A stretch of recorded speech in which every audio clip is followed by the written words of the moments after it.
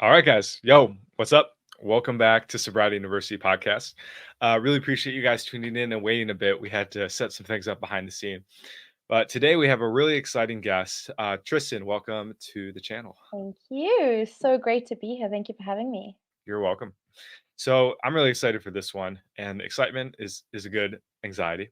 But today we're It going to be is. learning how to master your anxiety. And although maybe after watching this podcast, you won't be a pro, but you'll have tools in place that you can implement on a day to day basis to be able to stay calm in stressful situations. So, Tristan, like we just met a few days ago, so I really don't know much about you either. Can you kind of share with who you are and what brought you to the Sure. internet space?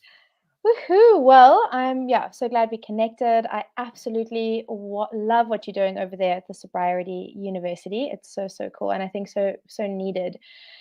Addiction is such an interesting thing because we're addicted to so many different things. We can even be addicted to emotional states of being. And yeah, so for me, interesting long journey, but just for the sake of time, I'll keep it in a little nutshell.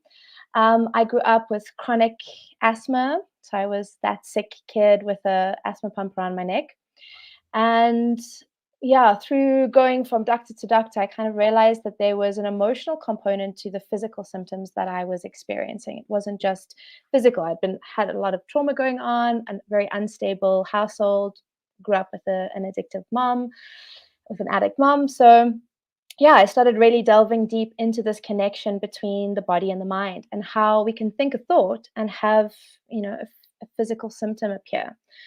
And yeah, that kind of led me on a quest to find really powerful different modalities, different tools to, yeah, the word master is interesting because I feel like it's instead of mastering, it's really coming into communion and coming into integration with these aspects with the mind, with the body and spirit.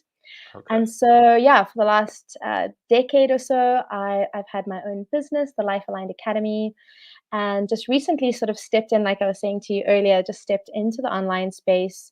Mostly it's just been one-to-one coaching and really supporting my clients from going from their default settings, those subconscious programs that were given in our early years, to really designing, becoming a conscious designer of our reality and of our states of being. So yeah, my area of absolute passion and fascination is in emotional regulation and in our belief constructs because these two are really intricately woven together. So yeah.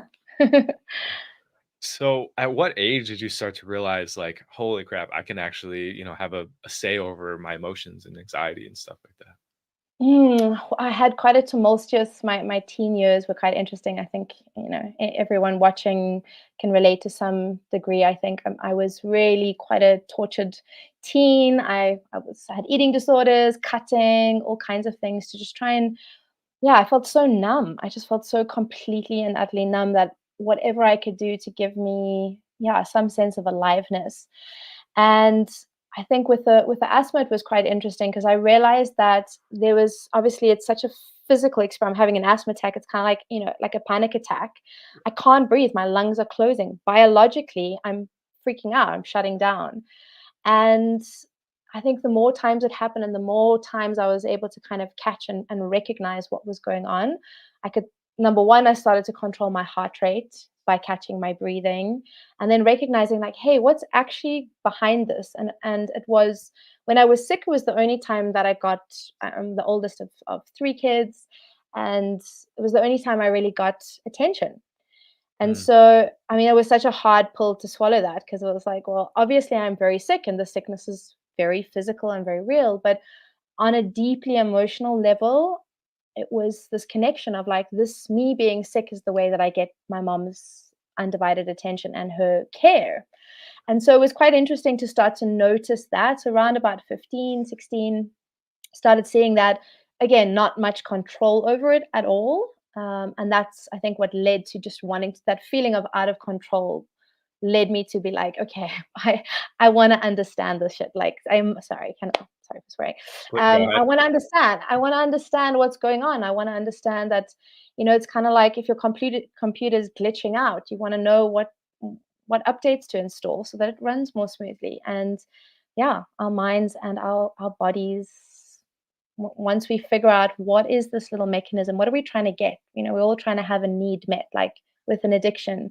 We're trying to have maybe the nervous system calm for a minute, just trying to bliss out for a second. There's always a need behind a compulsion or an action. So yeah, round about that age, if that answers the question. No, that's so true, Tristan. And even today, like having been off drugs and alcohol for a while, I still find like last night, for example, I have a bit of an addiction to TV, to watching YouTube, ironically. So I'm kind of like a drug dealer here. But and like, binge watching stuff. And for me, that takes me out of the present moment, that takes me out of my body. And I'm still struggling with how to not, engage in that. And I didn't last night because I knew we had this podcast. I wanted to be super present. So, big win. But last night, Woohoo! woo, I was just sitting there like on the couch, just like trying so hard not to look. I'm just like, don't do it. Don't do it.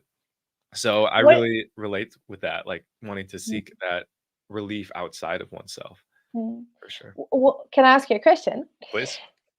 What do you feel comes up for you? So that sort of feeling of like wanting to watch something, like you said, it helps take me out of the present moment. Mm. What do you feel you're wanting to escape from when you do that? What do you feel like?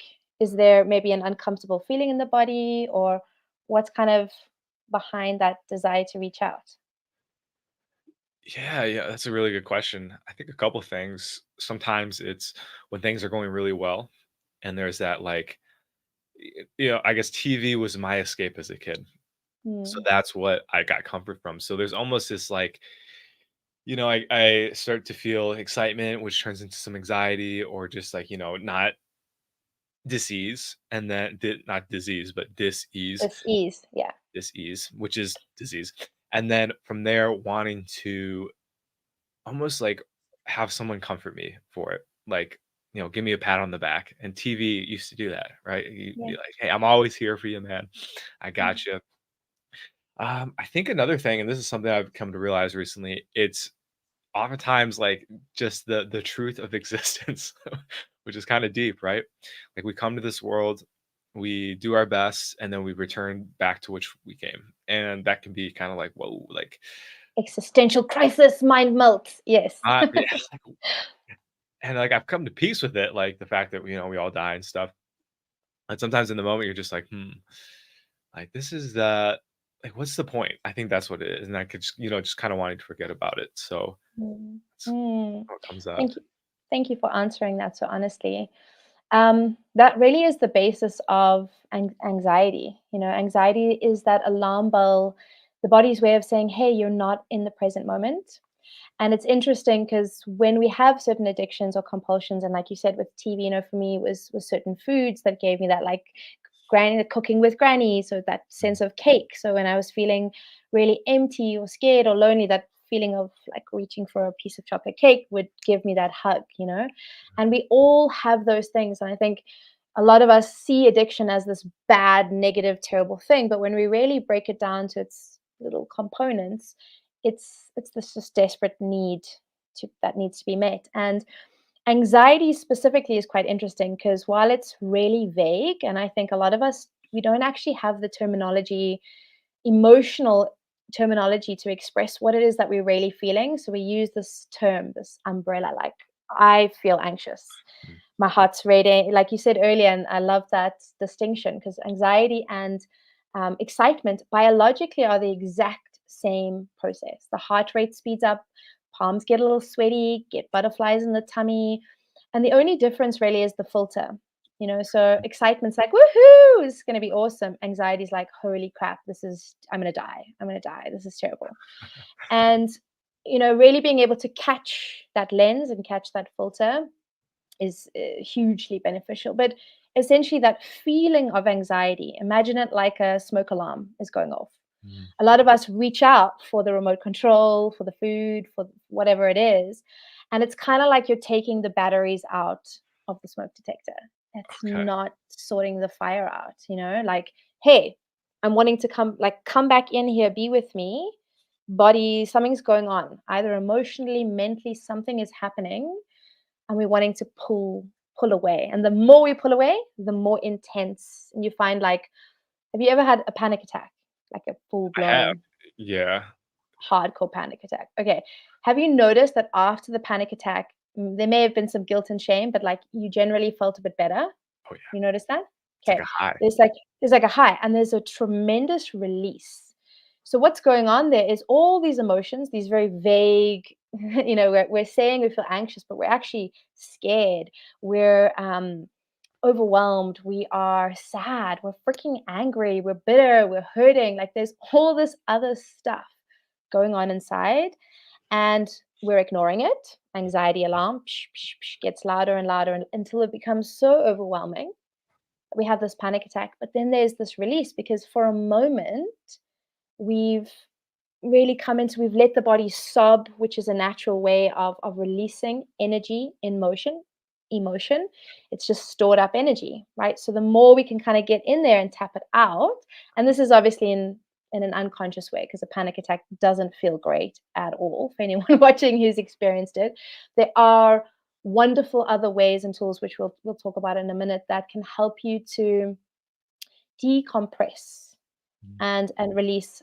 But the point of access is coming back into the present moment, which feels really freaking hard to do with, especially in today's world where we have so many distractions. Like it's so easy to just like reach for your phone. It's Yeah. like it's right there, it's there all the time. And then we find ourselves an hour later, whether it's binge watching YouTube or doom scrolling, and we haven't really sat with ourselves or Mm. like try to understand what was going on for us. So yeah. Do That's you beautiful. have you noticed any like particular triggers? Like if you said earlier that you've got like a lot of big up and coming changes going on for you. Do you notice for you what activates anxiety? Like what makes you how do you notice it in your body? What does it feel like? How are you like, hey, I feel anxious right now? How do you recognize that? That's a good question, and I'm gonna got a couple comments here from the Awesome. husband. This is my business partner, and Hey. this next comment's too funny. So, He's tired of me nagging him. Okay. I That's think called that HUDs is the trigger for my anxiety, but Huds, there's some Huds, other you and things. I, bud, we gotta talk. We got Oh, man, so funny. So, yeah, I think that's a lot of new change, right?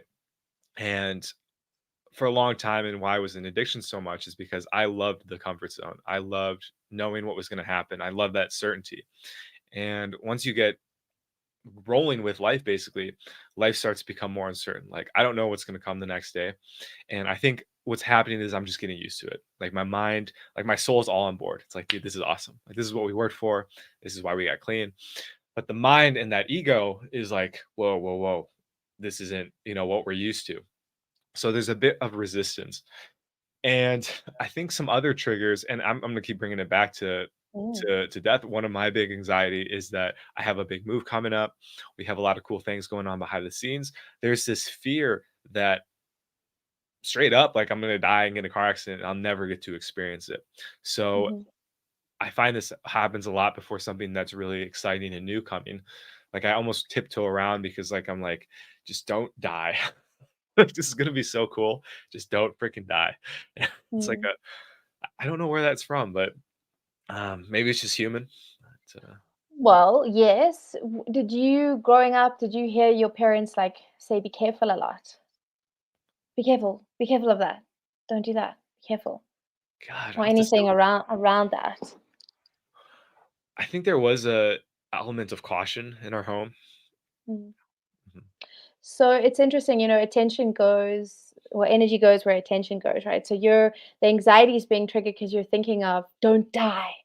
But Joel, don't think of a pink elephant. Like whatever you do, pink elephant with purple spots, don't think of it. Mhm. Don't think of it. I'm telling you right now, do not think of it, please. Okay.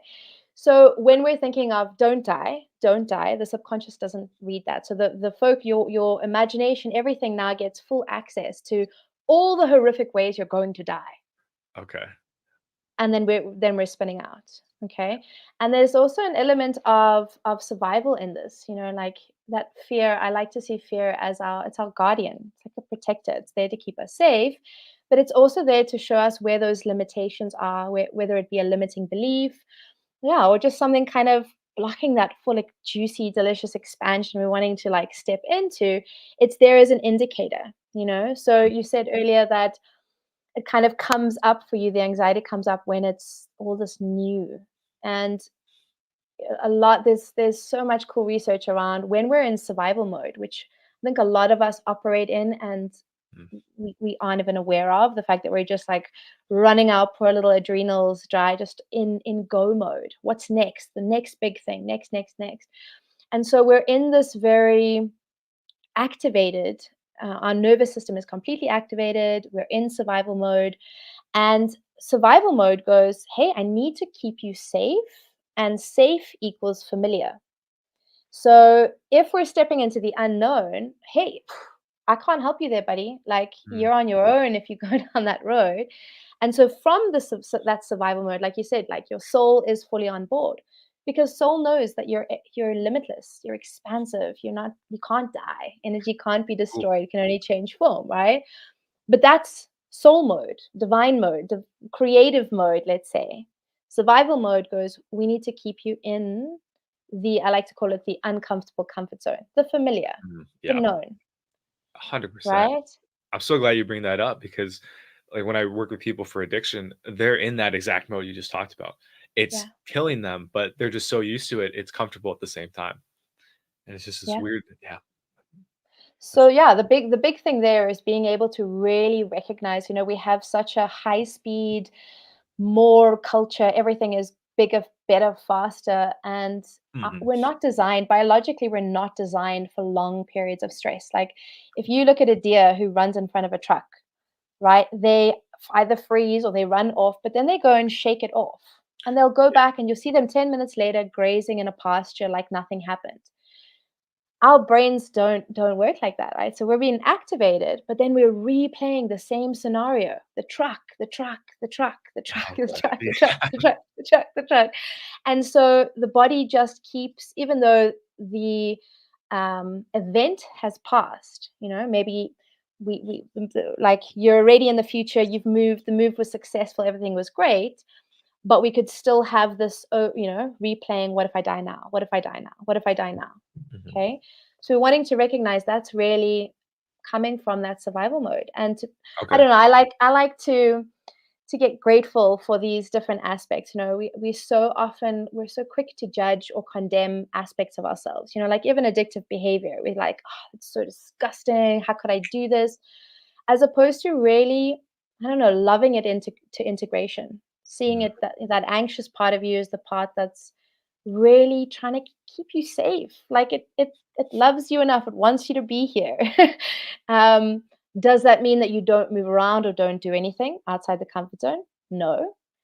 But really having compassion for the aspect that feels the anxiety or feels the craving or aversion, whatever it is, mhm, I think is a really important part of coming into alignment essentially with ourselves. Whatever we're rejecting, whatever we're resisting is going to persist and mm. get louder and more intense. I love it. That's fantastic. Yeah, some good points there.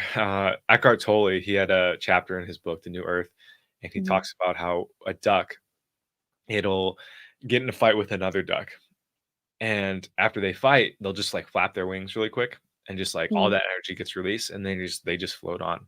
So that's a great reminder. It's almost like a blessing and a curse. Why we're that we get to think and we get to have memories, right? I would say it's mhm. more of a blessing than a curse, but Yeah, um, that's it fixed. it Frame of makes reference, right? Mhm, yeah, yep. And that other part you mentioned about, loving those parts that are torn. I'm sure you've heard of parts therapy, like, mhm. the family Yeah, systems. Yeah, I yeah. just got into that, like, probably, like, 6 months ago, and it was so powerful. So thank you for the reminder, Tristan.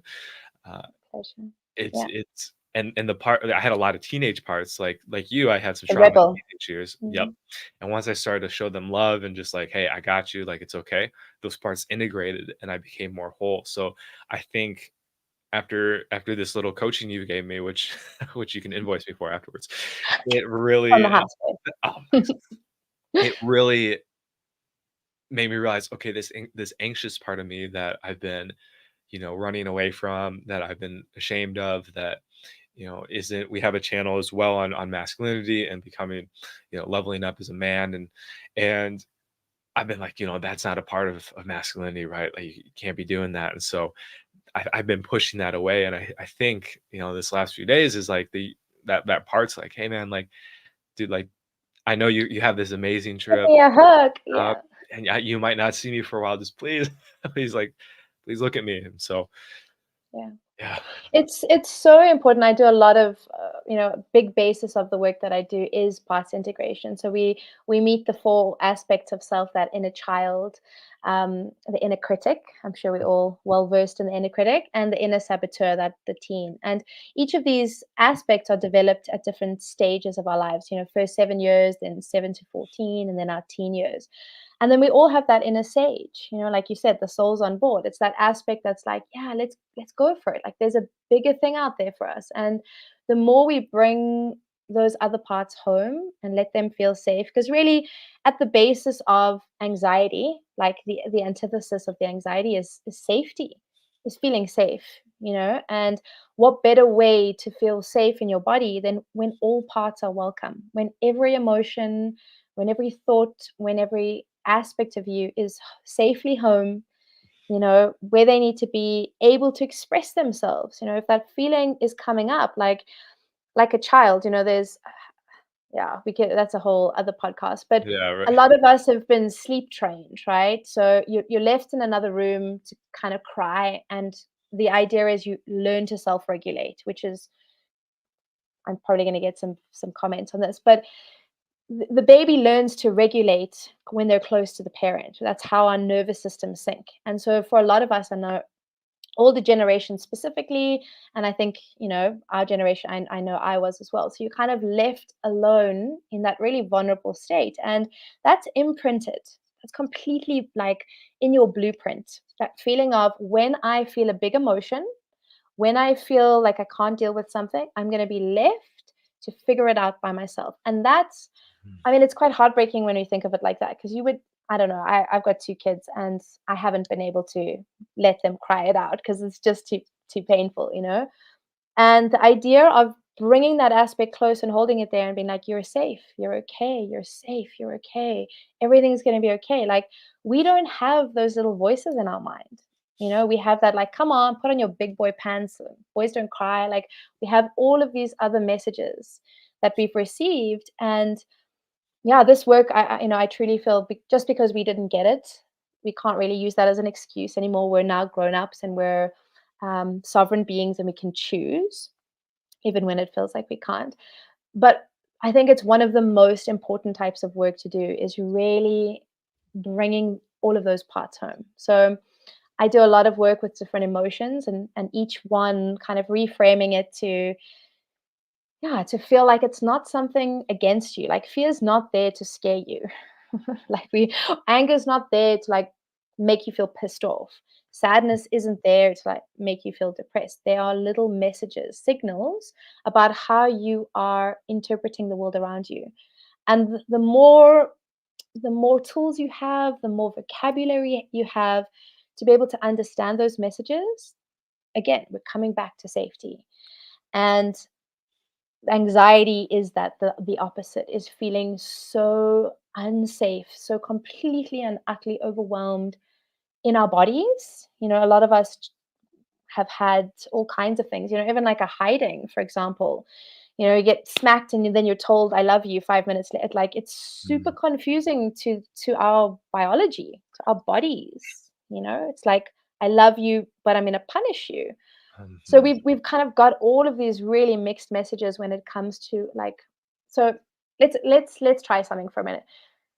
Take a minute, and I want you to just see, for you and whoever's watching, if you're watching here now or later on, what does the feeling of safe feel like in your body when you feel completely and utterly held, supported, just completely safe? And I want you to first, so I'm going to do it with you, Joel, if you don't mind, just as a little example to kind of work through it. So when you feel that feeling of safety, is it easy to access or does it feel hard to access? There's no right or wrong. We're just trying to see. Right now, it feels easy. Feels easy. Okay. So when you feel safe, where in your body do you feel like that safe feels the strongest? And I want you to just take your hand there It's it's behind my eyes. behind your eyes. Okay. So we're just going to place your hands there for a minute. Just place your hands. We're just going to take a nice deep breath in here. And I want you to see if you can move that sensation. So, is that sensation behind your eyes, is it warm or cold or lukewarm? Warm. Okay, it's warm. Is it still or is it moving? It's pretty still. It's pretty still. Okay. So, I want us to take a deep breath in, and I want you to see if just by thought alone, you can allow that feeling of safe to start to move in whichever direction it wants to first. But we're going to move and we're going to see if we can move it all the way down the body. We're going to stretch safe into the fingertips, all the way down our torso, our spine. And as you do, just going to bring your arms sort of down to your lap, just keeping your eyes closed again. I want you to see how far you can spread that sensation of safety. Just completely held, completely safe. Everything's okay. I just breathe into that for a moment. And you feel it stretching into the fingers and toes, the top of your head. Is there any part that it feels like it's not wanting to kind of flow into all the way? Any part that feels like it's resisting the safe? Absolutely. It stopped Okay. right here. Ooh, okay. So let's just bring our hand up to the chest for a minute. And I want you to let this part know that it's safe to feel safe. It's okay to feel safe. And I want you to notice maybe there's a little story that's coming up there, maybe a little voice, something that's saying why we can't let safety into this chest area here. Just notice, just observe, you're just observing it. And I want you to notice what happens. So as we confront it, so that's where the resistance was. We were able to move elsewhere, but this chest area, there was a resistance. So what's coming up in your body as you sit with the feeling? Do you feel like you're trying to get away from it? Do you feel like you can sit with it? Is it uncomfortable? Is it comfortable? What's It's going on? uncomfortable. It's uncomfortable. Okay. And when it feels uncomfortable, what's the natural inclination? Like, what are we wanting to do? Do you want to pull away from it? Resist it? I think emotionally, I start to pull away a little bit, and then my mind comes in and is trying to figure it out. Okay. hmm So drop out of the mind, and I want you to place the same way you felt that safety behind your eyes. I want you to just drop fully into the chest for a minute. So out of the head and into the chest, into the heart. And just allow all those thoughts to be there, but they're like clouds in the sky. You know, when you're a kid and you're just lying up, looking up at the sky, and the clouds change shape and form, and they don't hold shape for very long. You're like, oh, there's a dragon, and then it moves. Okay, so I want you to allow the thoughts to just be like that, but just stay with the sensation. Stay with the sensation in your chest. Take a deep breath in. Just let your body know that it's okay to be feeling whatever it is you're feeling right now. It's okay. The resistance is okay. All okay. Take a deep breath in. And we're just going to very lightly with your fingertips, you're just going to tap very gently on this area. So just tapping with the fingertips on the chest. You can go as hard or light as you want. Just really just to bring the awareness into the body space, out of the head. You're very brave for doing this in front of everyone. So thank you. I commend your bravery. Just take a moment and we're just gonna kind of rub it a little. Just let it know that it's okay for showing up a bit vulnerably. Okay, so you went there. How did that feel coming up? Were you able to move out of the mind and into the space, into the chest a little? I was. Okay, and how did it feel? What came up? Was there an emotion that came up for you? Was there something that came up for you as soon as you landed here? So it went back and forth between Mm. resistance, and there was a moment where that resistance dropped. And I really felt that just being safe in the body, um, the resistance came back. It like, again, it almost felt too good. It was Too good. like, and Ooh. yeah, yeah, and the since the mind lost control because it was no longer thinking, the Mm. mind came. I felt the mind. I noticed the mind coming back and being like, "Hey, man, like, whoa, whoa, whoa, whoa, whoa," like This we almost like, can't do this, not safe. This not we can't do this. yeah, Yeah. Okay. So what is that relationship between so control? mm, So control and anxiety are thank you so much. Thank you for doing that with thank you. me. I'll show you another few little techniques just now, but just that, just bringing presence into the space that we resist is like you I mean, I could feel just kind of we're kind of synced up here a little bit and notice your breathing shift, your shoulders drop down, your kind of head relax. Like as soon as you drop in, everything starts to change. Your whole state of being changes, right? So when we're staying up in the mind, you've used the word control a few times, right? So it's like, I need to be in control. I need to be in control. So anxiety kicks in if I right? Don't feel in control. But what are you actually in control of? What do you have control over? Be honest. I guess moving, hmm being able to So move, actions, yeah. uh, what I say. Your Uh, words, yeah. I've learned now that I don't have control over my thinking all the time. It's Okay. But you can. It's a muscle. It's like going to the gym. You can, yeah. um, hmm yeah, I think those are the big ones. Okay. And your intent. Okay. So our intention, our words, our actions, our behaviors. Okay. And the feelings, right? Feelings are just energy in motion. They're just little signals. They're coming up to be witnessed. It actually only takes 90 seconds for an emotion to move through the body. How crazy is that? Uh, We literally re-trigger it, and then become almost addicted to the neuropeptides that are released when we feel a certain feeling. okay, But the actual feeling, I feel the feeling, so there was resistance. Okay. Stop resisting the resistance. What happens to resistance when you stop resisting resistance? it goes away. It goes away. Yeah. Okay, so what's holding the story of anxiety? Like I said, it's just such an umbrella term. We're holding the story, we're holding the narrative. So I want to just sort of touch on a few ways that we do this, right? So the big one is we create an identity around being an anxious person. Mm, And so I'm going to take a wild guess here. And you, especially, have kind of like coming from being an addict, that feeling of being out of control, mm. right? Like having your behaviors take control over you.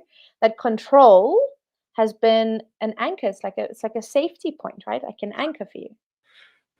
Yeah, Okay. 100%. It's like if I'm on this crazy ocean, the one thing that I can do is I can drop my anchor where it feels safe. Okay, so there's this Mm, idea of control. But the control brings with it a lot of resistance because instead of just allowing and recognizing that the true control is dropping into the body, dropping in, feeling what you're feeling, stop resisting the resistance, just feel it for a minute, you won't die. A lot of times we don't go there because we feel like it's so completely overwhelming that it will consume us. And actually the opposite is true. As soon as we go there, it shifts. Like you so beautifully showed us there. Even though the mind is coming back, like I said, it's a practice. Okay. But it's very much this identity that we create. So I hear a lot of people say, I'm just an anxious person. That's just who I am. I'm just mm. anxious, or I have a tendency, like I'm a control freak, Uh, right? I have a tendency to want to control things. So we've created an identity. And in the English language, two of the most powerful words that we have is I am. I am, and whatever the heck comes after it. hmm, So I want you to think, everyone watching, think for a minute, where are we placing that? So I am what? What are we saying to ourselves all the time?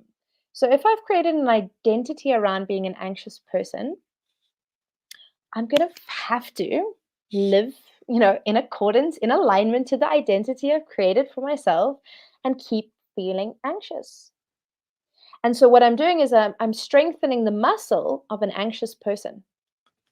I'm not strengthening the muscle as someone who's able to self regulate and to calm myself down and to bring safety into my body. Mm. right? I'm not like we said earlier, excitement and anxiety, the same thing, different filter. Does that I make see sense? that 100%. Like, I'm just, like, seeing that distinction so clearly, Mhm, mhm, and you're spot on, like, it's as soon as I never thought of myself as an anxious person, which is, again, it's just an identity, it's not really who we are, um, and then when I had that awakening, it was like, okay, like, I spent so much time in therapy and, like, taking meds and trying to get rid of the anxiety, did, like, shock therapy, all kinds of things, and so you're totally right, there's this part that from that time of life that thinks, okay, if you let go, you're gonna get into the same trouble you did before. You're gonna say the same things you did. You're gonna push people away like you did. And so mhm. it's definitely the protector, like wanting to make sure I never end up there again. So who's the version of you who's still, oh, because I mean, everything you said there, recognizing of like really being able to control the things that we think we can control, and using that anxiety now as almost like a modulator. It's like, who Mm, am I if I'm not anxious? Like, who am I if I'm not overthinking? Because there's a sense of control that happens if I can analyze something, or if I can really think through something. There's a sense of control there, right. And right? who I am, I'm like, I'm 100% present. Like, I'm no longer the person. I'm no longer the story. You're beyond mind, you're beyond that, but we keep re-identifying with it. And then it Right. creates almost like a switch loop. So you might find like, oh yeah, I'm meditating, I'm doing really well, everything's great in my life. And like you said earlier, something quite profound, and I think this is really relevant. Like just before something good's about to happen, then it kicks in again, Mm, because it's showing me what I care about. And a lot of these emotions show us what we care about. So we're focused okay. just on the negative aspect of it, like I'm losing sleep, I'm having bad dreams, I'm focusing on that. But it's also showing me like, hey, this is something brand new. I really care about this new amazing business venture that I'm going on. I care about it, and that's why I'm feeling this way. But for you, creating an identity or reiterating it. So even when we're doing all the right steps, we're doing all the things, we're feeling really good, we're feeling really calm, maybe we're afraid when something good happens. We've been conditioned from early years. When something good happens, it can get taken away. Yes. So just as we become like avoidant of the bad things, we can also start to become avoidant of the good, yummy things in our life, because Trust. we're like, oh my God, if I have it, I have more to lose. And that's kind of Absolutely. scary. All right, Tristan, we're gonna do an exercise here. No, I'm just kidding. Okay, go, let's do Yeah. it. 100%. Yeah, it's that fear of success, and I Yeah, think that you identified the root there. It's the fear that it's gonna go away, and I think our parents' generation, anyway, really maybe unconsciously, but they ingrained that belief that nothing lasts forever. I heard it's too that a good to lot be true. You said that too. earlier as well. You were like, "Oh, Mm, it feels too good. This feels too me feeling safe in my body feels too good." Like how so we're robbing ourselves because we feel like it's too good. If it's too good, it won't last. So I need to modulate it. I need to like mhm, just have the right amount. And again, if you look at like the root of the mm, addiction is needing to fulfill something. I need something. I'm using this thing that doesn't actually get the need met. But what about the need? That the need doesn't go away. We're switching it for other things. We're yeah, interplaying with what it is, as opposed to like what we just did right now is, what does this feeling in my chest, does it need a hug? Does it need reassurance? Does it need a nap? Is it hungry? Like just take a minute with yourself and try and see what is the need behind, so that little fire that the smoke alarm's trying to bring your attention to, what is that? And what's the most conscious way we can have it met? wow. Now what is that, Tristan? What, the need or the way to The do way, that? the way. Okay. So I think cultivating self-awareness is one of the it's pivotal to, I think, all self-development is, oftentimes we may not be able to intercept a thought or a feeling or a habit. Mm. But that awareness, even if it's retrospective, the awareness of it helps to bridge that gap. So if I'm aware of, hey, I have a resistance, like when I'm feeling anxious, I reach for, I'm going to take your one, the remote control for the TV. It gives me, like, I am in charge of what I'm watching. There's a sense of control there. Okay, so I'm needing that. I'm needing something, needing control. Okay, so what is that? And starting to really investigate. And again, we can do this in the mind, but the mind is actually the servant. We always, so often we're using it as the master. The mind is the master. Uh, Your body has so much wisdom, right? It's the storehouse, the subconscious, the memories, everything's stored here in the body. So when we're using the mind to come into the body, like that's how, if I was to describe what is that self-awareness, self-awareness isn't just thinking, like having the voice in your head and you're thinking about it.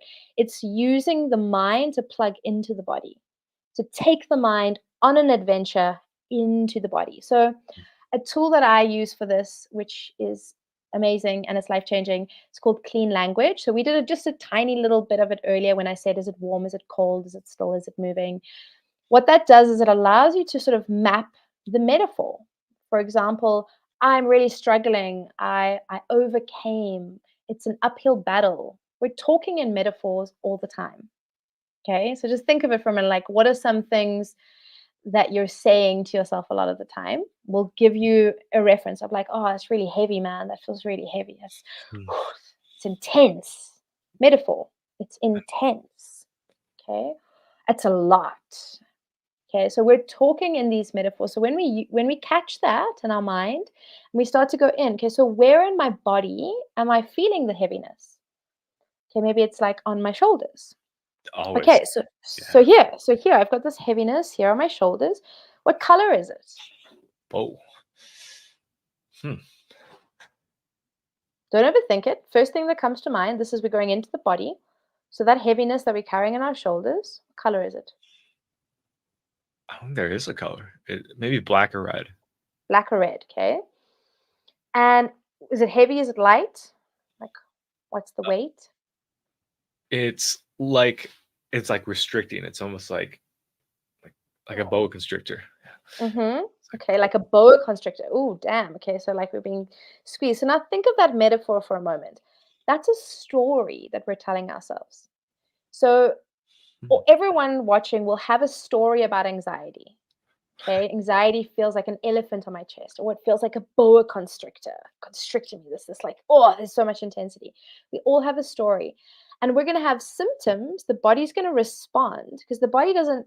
The body's relying on our senses, right? It's like it's relying on how we're perceiving information from our external world to like figure it all out. So the language of the body is feeling the same way the language of the mind is words. So now we have this metaphor. This metaphor is going on in the mind. But what's stored in that? So we're going to have symptoms. If there's a boa constrictor, what am I going to feel? How am I going to breathe? You're going to breathe easy when you're being squeezed by a boa? mm-mm. It's going to be pretty tight. Yeah. The heart rate's going to be beating. My adrenaline's going to be going. It's going to feel pretty. And like, how resourceful am I when I'm being squeezed by a boa? Not Like, do I have so like, much. no, I'm being When I, squeezed. I need to just. yeah, when I got squeezed by a boa, I couldn't do anything. It was You very. really got squeezed No, by it, like, for no, I'm just real? Oh, there we kidding. go. No, no, Well, I was like, "Yeah, that's the origin of that trauma there." yeah, right. No wonder you're so anxious, dude. You almost got killed by a You got boa. squeezed by a boa, like, gotta work on that one. So, by doing this, by understanding going in and asking yourself, so with clean language, it's called clean because you're asking yourself non-presuppositional or non-guiding questions. So, how big? How small? Is it still? Is it moving? I'm not telling you it's big or it's. I'm not giving you your brain information. You're going in and you're kind of navigating through your own landscape, your own metaphorical landscape. So everyone at home can try this as well. Maybe get a piece of paper or something, write down, and when anxious, that's like what? Okay, so when anxious, that's like what? So for me, it's like the feeling of having an elephant stuck on my chest. Okay. And that triggers my asthma. So I'm so used to not being able to breathe. So anytime I feel tightness in the chest, it's I can't, I'm going to die instantly. And we all have that thing. But when you go into the story, so for example, for you, when the boa is constricting, what would you like to have happen?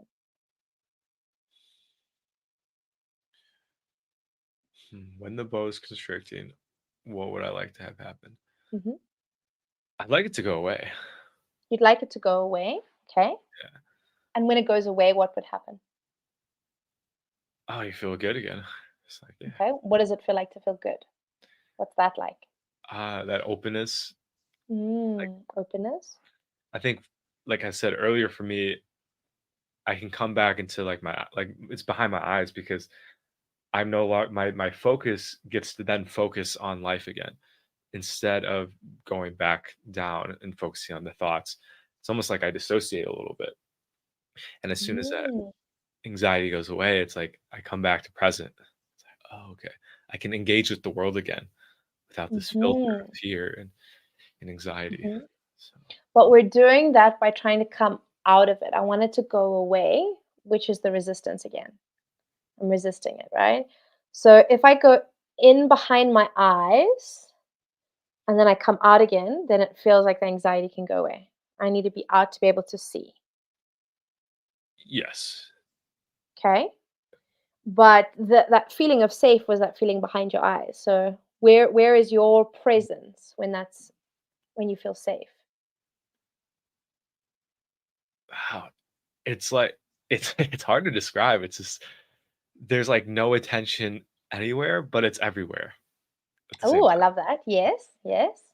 So that S- oneness, That wholeness. there it is. It's that oneness. It's like Mm, you can feel every part of your body, uh, mhm, and then at the same time, you can see the outside world. You can feel the energy from the outside world, and there's no separation anymore.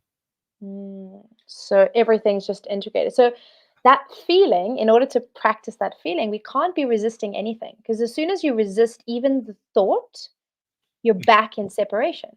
You're Okay. back in that tug. Can you feel what I'm saying here? We're Yeah. back if there's a resistance even to so the boa starts to relax when you relax into. So I'm being squeezed. I'm Mhm. literally being squeezed right now. Okay. And I soften my breathing, I soften my muscles, I relax into it, and the boa lets go. Does that make sense? So we're Yeah. going into the actual because as soon as you're like the bow is constricting, the bow is because I want to get it away, I want to get it away. It just squeezes tighter because I'm tensing, Yeah. tightening my body. And Does as that soon make as you sense? said that, and I accepted it, it just yeah. That weight, like your your shoulders looked a bit more chilled there Okay. for a sec. And all So the that excited emotion just mhm, like it just bubbled up. It was like this like aliveness came up, and I was like, mhm. "Nice." And then as we're talking now, the fear came back. So it's definitely So like this a back is and forth thing. well, this is the thing, right? Is it's gonna keep looping because there's still the resistance. I don't want to feel anxious. Don't think of a pink elephant. Don't think of a boa constricting you. Yeah. I don't want to feel anxious. I want to feel that oneness. I want to feel the wholeness, right? So the anxiety. So I love this. I'm going to go a little quantum physics here for you because I think you on the same vibe, right? Nothing exists in a vacuum. So if anxiety exists at a 10 in this moment, then calm, peace, wholeness, oneness exists in exactly the same moment, right? Whoa. But all of our focus, all of our attention is on the anxiety. Ah, As right. soon as you step, and that's that moment where we step back into presence. That's why I love going into the metaphor, because as soon as we go into the metaphor, it's like I am not the story. This is a story that I'm telling myself. Right. I am the observer of the story. Just by mapping it out, oh, here's a boa. Oh, the boa is constricting me in this way. But I'm looking at it. Mhm. That brings you back to the paradox. So when we're in paradox, you're going, okay, so I feel anxious at a 10. But if this exists, then oneness, wholeness exists in exactly the same moment. Exactly the Okay. same moment. Does that So a make question sense? it does, Yeah. and a question for you, Tristan. So reversing that, and I think this is Mhm. where I lose that oneness presence, is because my mind goes, well, if oneness presence exists, then so does anxiety. But it does. So what do you need in order to accept that anxiety? So okay, Mm. currently, what is your belief around anxiety? That it only exists if that it doesn't exist in the present moment. And basically, I can sum this up by I listen to too much Eckhart Tolle. I think I that's love I old love Eckhart Eckhart. Tolle, but maybe he's a little too enlightened, right? Maybe. So like how do we bridge the gap? So like I said to you earlier, so he's managed, I mean, you can notice like when you watch him talking, he's so calm and he pauses for like a super really long time, right? Yeah. He's conditioned his nervous system to be in a parasympathetic, no, like he's completely in his zen. Okay. And so you trying to achieve that from survival mode, you're gonna keep defaulting because Wow. you're looking at him going, I should be zen and like so present and not feel like you know that this cliche quote. I'm going to throw it in here just just for some fun. But the courage isn't the absence of fear, right? It's having the fear. You have the anxiety. The anxiety is there. You're recognizing it's not a bad thing. It's not something that's trying to take you from oneness. It's saying, hey, dude, for this moment, you in your mind a little bit too much. You're in the future a little bit too much. That's okay. That's human nature. Come back here and chill with me in the chest for a minute. Let's take a breath. It's Yeah. this like a guiding back, a guiding back. Anxiety is not bad. It's not something we need to be afraid of. It's not something we need to resist or push away. Oh, that's beautiful. It- Seeing like little ding, zing, zing. um, what came to mind? So Alex Huds, if you're still watching, he does dating coaching, and what Ooh, came up was that analogy, right? Like when you're teaching guys how to go out there and talk to women, the courage comes from like, they're not going to feel good doing it. Like it's not pleasant, but they do it anyway, and that's and I you see a lot like a lot of guys don't want to ever do it because you're like the anxiety has to be gone before I can go and approach. They call it approach anxiety. yeah. And what you teach is like, no, like the approach anxiety may always be there, Mm. but you learn You to do, just you like override. override it, become one with it, and Mm, not take it. And my first thought was to say not take it so seriously, but there's like almost like a little negativity there. It's I mm, like better like what you've been teaching me today is like, you make love with it. You mm. it Yeah, it, bring it it all in. yeah, Yeah. and even when you're in those calm zen states, like you go up to a woman, you're talking, and it's just like you're flowing, you guys are vibing. That anxiety will always still be there. So I think that's a really important point, and I think that's gonna. I'll And let you it's know how excitement. that. It's excitement is right. Like we said right at the beginning of the conversation. Like I'm walking up to a pretty girl, I'm going to feel pretty excited, and the anxiety is coming through the filter of I'm going to get rejected. She's not going to think I'm handsome enough. Like and I'm playing the same way I'm going to die. I'm going to die is playing over. And this effect. So I do a lot. Actually studied quite a bit of Russ Jeffries, and that sort of just for intersect to I really love to understand how the male mind works because it's so vastly different to how a woman's mind works. And we're very emotive. Women are very feeling based. And so your state of being is and anxiety is just a state of being, right? Like I said earlier, we create this identity around it, but then essentially we're in a state of being. And the state of being becomes so familiar that we think it's who we are. And a lot of the work that I do is actually being able to build and tailor create states. So, like we did there with you, just to give you the taste of seeding the feeling of safety, like safety in all those parts of you being at home, that we then build into a state and create a new anchor. Like you'd created sort of control as an anchor, as like an unconscious default. You're creating that as a conscious anchor. So it could be like, I'm about to walk up to this pretty girl, and then I have a gesture that I do. Maybe it's like I bring my hands together, maybe I place my hand here, and I'm anchoring the state that I have allowed myself to rehearse so many times in my mind. That feeling of like, the more I am myself, the more open I can be, the more receptive other people can be to me. Right. But that, if you're not consciously designing that, you're just defaulting into what's more normal, which is anxiety. That's the most familiar thing is feeling like we're so used to feeling anxious. when we're met with a new experience, like I said earlier, because survival mode says, hey, this is not safe. We don't know what that Mm. predator is. They could eat us. And by predator, I mean lady, gorgeous lady over there in the red dress. Okay. So, Which we kind of want. So yeah. Anyway, yeah, other podcast, but yeah, you another want. podcast. I want the predator to want me, but in my mind, the metaphor, the story, right? And it's interesting because when you like you can go so wild with this because even when you're feeling anxious, there's often a feeling of like a small, helpless feeling to that. Is like Yes. I can't that comes with it. It's like a defeated, almost like a smallening feeling. And so we want to go, okay, so if I'm strengthening that other muscle, what does the other feeling feel like? If my body doesn't know what to access, it's gonna default. Mm, It's going to just keep reverting back to what's most familiar. So, like you said, I get into that oneness feeling, feels so good, but then anxiety can come up in the next moment. So, what is the middle? What is that other state where it's not this or that, it's this and that? So, I don't have to be totally blissed out, Zen, come just from my meditation, but I also don't have to be like having insomnia and freaking out or, being a nervous wreck. So, what is that state where both can exist? And start to play with what is that metaphor like? Like when I'm both calm and excited. mm, mm. Does that make That's a sense? really well, that's a really good feeling. That's that blissed out Yeah. feeling. Like you're like, oh, I can't Yeah. do this. Give I me think more.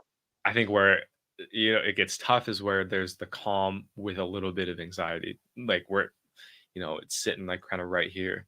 Like I Mm. felt that right now. Like it's like I was listening and all of a sudden it was like, oh, you have this thing you got to do at 10 o'clock, and just like I just felt this like rush of just like this pain is whoosh, and So just like why is it pain? well, that's a really good question. So it was pain because I resisted it. But since you've been teaching me this, as soon as I recognized like don't resist it, it dissipated. It just went It up was and like it was like a little notification. You've got something on yeah. at 10 o'clock. Oh, Oh, bam, notification. it's a great analogy. You get the little ping. You get a little ping. You get a notification. So for example, like I notice my anxiety goes up just before debit orders go off. Not because like I have gotten to a state that there's more than enough, but because I'm so conditioned to like in the past things bouncing, that as soon as it comes time to it, the anxiety comes up. What is the anxiety saying? It's saying, "Hey babe, everything's good. Like everything let's just double check. Is everything going to go off? Yeah, everything's going to go off." Then it goes away.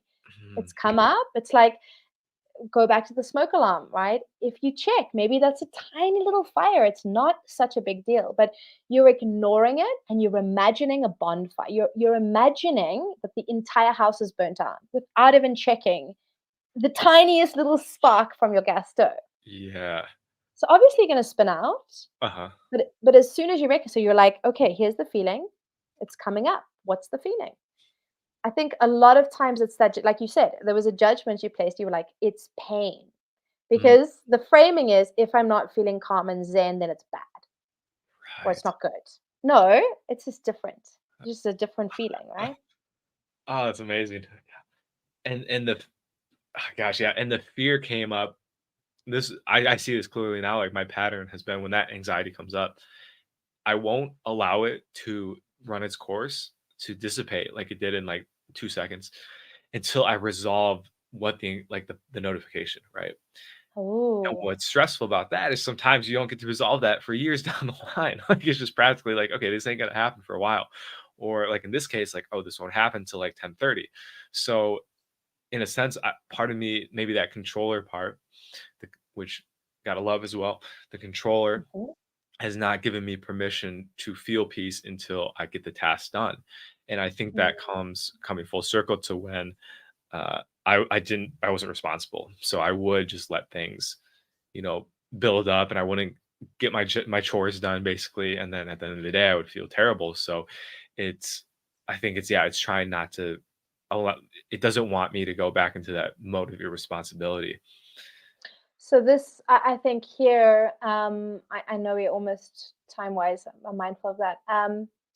The thing to be clear of here is you can't go backwards but we also can't stay, because that hyper controller, like, even though we've given him such a great role, like, he's there, he's making sure you're not getting high all day and like not getting your shit done. Like, that's, we're so grateful to him. Like, he's on top of, he's the guy that organized this thing. Like, he has got all his ducks in a row. Like, we don't want to mess with him. He is great. Okay. But we do want to create a state of being where he's also allowed to enjoy the process. He's also allowed to feel a sense of peace and accomplishment, even if a task isn't fully complete. He's allowed to feel good about himself, um, even if something's not perfect or 100%. Okay. And so, if, remember what you've done, like, so much amazing work to get you from where you were to where you are right now, like, that all had to occur. But I want to just sort of leave you with this idea of that, this new version, that's an integration. Because what we tend, so essentially all the work that I do is about alignment, right? So what is that alignment? Alignment isn't about being perfect all the time. It's not about having your ducks in a row all the time, Mm. like this work life balance thing, right? Imagine someone on a slack line. Have you ever seen someone tightrope roping? If you look at them, they're like, oh my gosh, look how zen they look. They look so balanced. Like, wow, that's amazing. If you look closely, every muscle in their body is recognizing that I'm tilting a little to the left, Yeah. and then it's working to bring them back to that place. And it's every step. It's not like while I'm on the line, um it's always a constant flux and flow, right? So it's not this, like, balance gives the illusion of everything has to be zen, like, I'm going to get to a place where everything's perfect and amazing. Okay.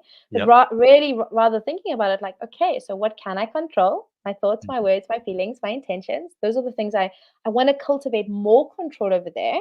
Mm. I want to check my nervous system so that I'm activating and practicing what it feels like to be in my parasympathetic nervous system, right? My divine creative mind. I want to practice that as much as possible. Meditation, somatic tools. What can I be doing that's making sure that I'm cultivating that mode? And then checking when these sensations coming up, what is it, the texture of it, the color of it? Go into play with the feeling, right? Without that judgment label that we tend to like good, bad. So if the control is not there, then I'll be a mess. No, what's that other version of you? That Mm. other guy that has both. That's gonna make a great clip right there. Just that sums it up beautifully. Awesome. Oh, Yay. oh, man, this has been fantastic, Tristan, and I wanna thank you My for, pleasure. showing up today, for giving me this space to do this work. I'm gonna be a little selfish here. Yeah, this was very powerful for me, I'm so and I glad. really appreciate you helping me, guide through this, and hopefully as well anyone who is watching and anyone who watches in the future. I think this is beautiful work, and it's what's needed in society right now. I think the world's starting to recognize it, right? Because the money, the relationship, the food, that is Yeah. never gonna to heal you. It'll give you a good start, but it really comes within. So this has been fantastic. Would love to have you on again at some point to Love to be do this on. talk. The parts therapy stuff's amazing. So guys, you will not. This is not the last you'll see of Tristan. Woohoo! Thank you so much. Thanks everyone for watching, and thank you, Joel, for just being so vulnerable. Like it, I think we need more of that in today's world. Everyone's hiding the fact that they're hurting or in pain, whatever it is, and actually, we're all experiencing, like the same sensations. I'm sure there was a lot of people watching that also feel like a boa is squishing them when they feel anxious. So, yeah, just thank you for showing up so vulnerably today as well. Thank you for You're having welcome. me. So You're great. Where I'll can see you people all find you, soon. Tristan? If they want Sure. to. Perfect. So I'm on Instagram, the Life Aligned Academy. I've also got my own YouTube channel, Life Aligned Academy. And then I've got a new course out at the moment, which is all about getting to know and reframe our emotions and becoming our own inner wayfinder. So, yeah, the link to that is on my YouTube channel as well. I now know what you mean by that. It's clicking. Yes. When I first watched, I was like, interesting. But Totally. You're Yeah. finding the way within. You're So finding the way within. You got your own compass and your feelings, or even anxiety can be a little compass there for you. Like, hey, Joel, you got something on in a few minutes, so you better attend to that little ah, compass. You see? yeah, love it. So yeah, Yay. guys, you can find Tristan down below in the comments or no, in the description. All her stuff will be there. Definitely check it out. Show some love. Show her YouTube channel some love. Thank It's taking off, and It's you new. you It's have a natural fledgling. presence on camera. So really appreciate it. Thanks Thank everyone for you. tuning in, and we will talk to you guys in the next one.